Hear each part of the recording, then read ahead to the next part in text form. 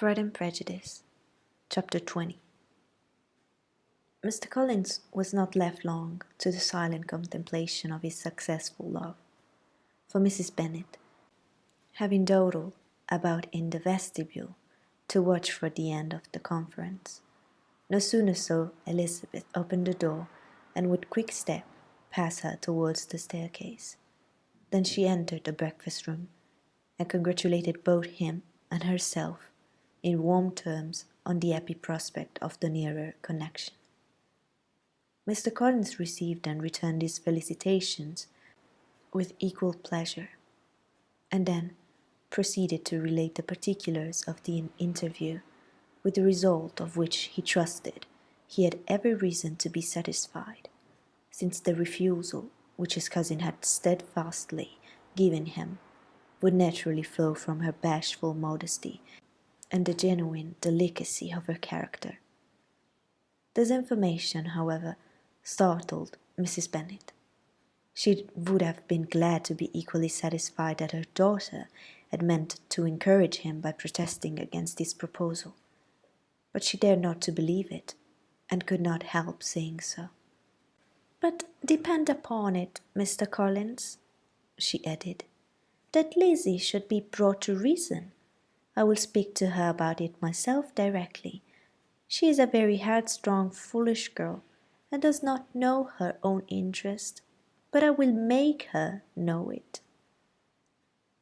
"Pardon me for interrupting you, madam," cried Mr. Collins, "but if she is really headstrong and foolish, I know not whether she would altogether be a very desirable wife to a man in my situation, who naturally looks for happiness in the married state.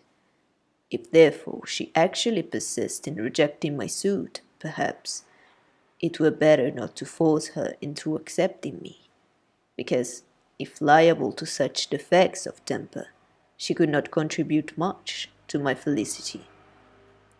"Sir, you quite misunderstand me," said Mrs. Bennet, alarmed. "Lizzie is only headstrong in such matters as this. In everything else she is as good-natured a girl as ever lived. I will go directly to Mr. Bennet, and we should very soon settle it with her, I am sure."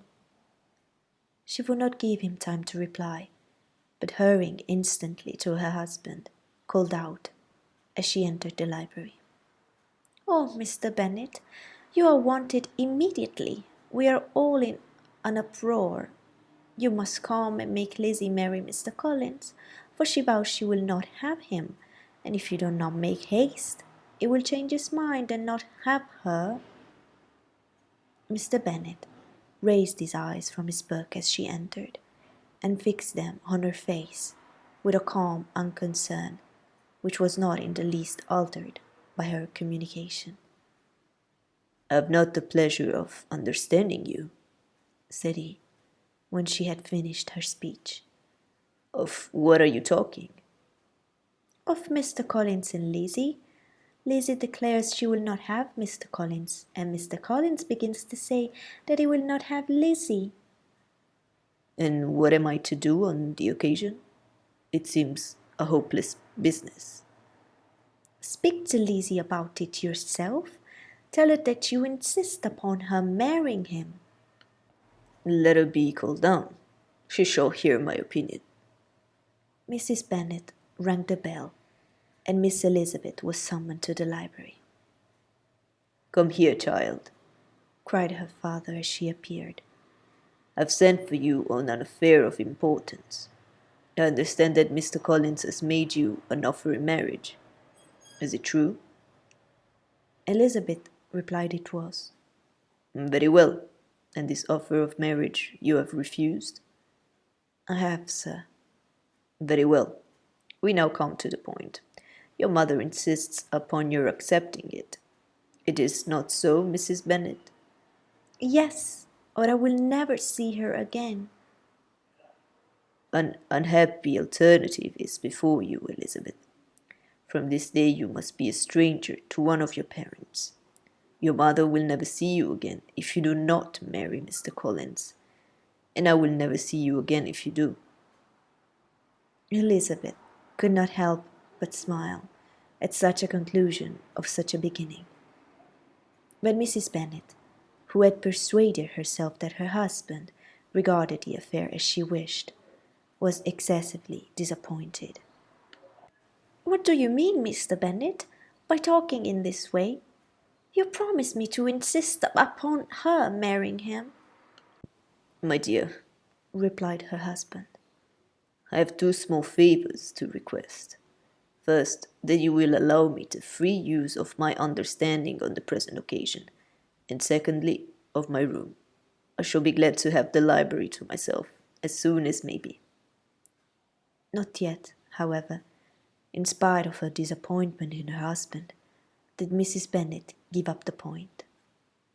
She talked to Elizabeth again and again, coaxed and threatened her by turns.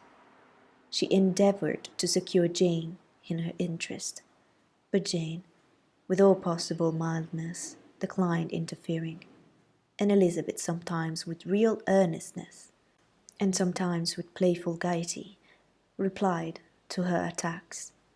Though her manner varied, however, her determination never did. Mr. Collins, meanwhile, was meditating in solitude on what had passed. He thought too well of himself to comprehend on what motives his cousin could refuse him, and though his pride was hurt, he suffered in no other way.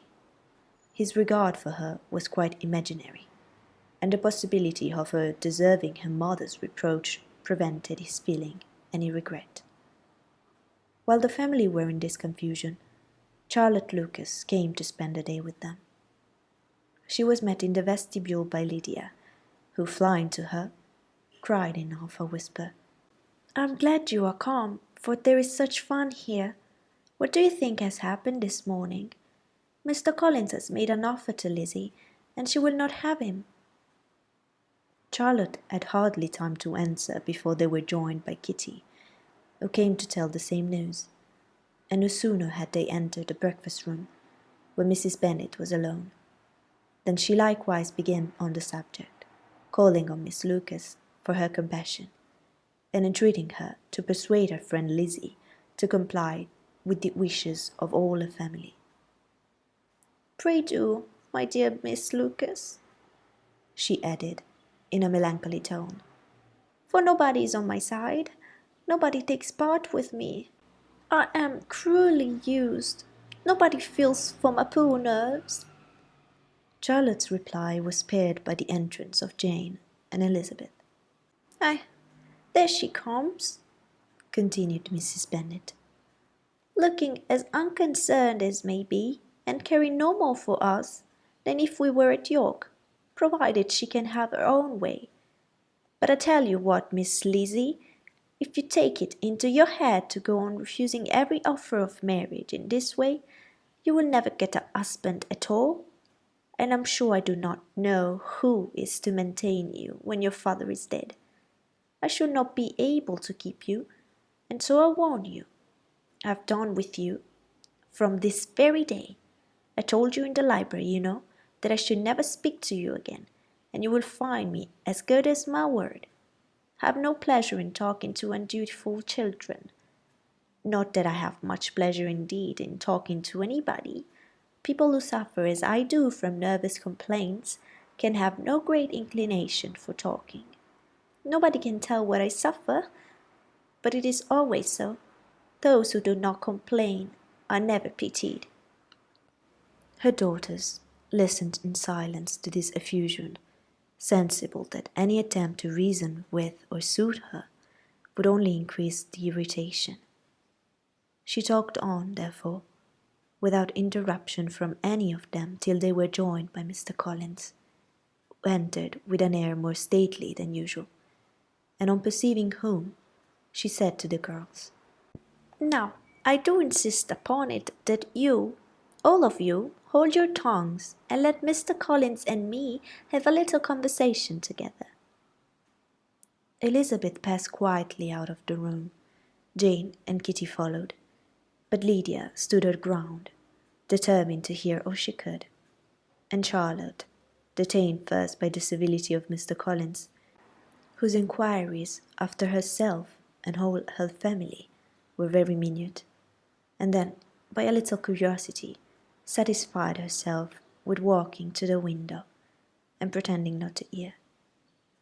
In a doleful voice, Mrs. Bennet thus began the projected conversation. "Oh, Mr. Collins," "My dear madam," replied he, "let us be for ever silent on this point. Far be it from me," he presently continued, in a voice that marked his displeasure, "to resent the behaviour of your daughter. Resignation to inevitable evils is the duty of us all, the peculiar duty of a young man who has been so fortunate as I have been in early preferment, and I trust I am resigned.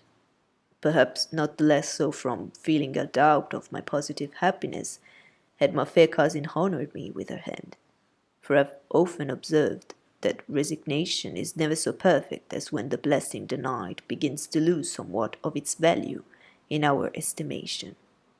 You will not, I hope, consider me as showing any disrespect to your family, my dear madam, by thus withdrawing my pretensions to your daughter's favour, without having paid yourself and Mr. Bennet the compliment of requesting you to interpose your authority in my behalf.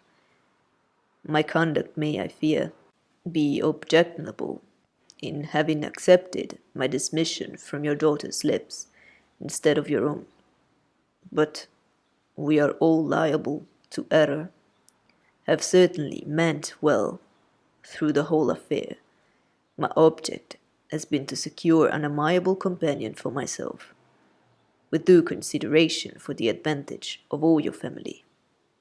And if my manner has been at all reprehensible, I here beg leave to apologize."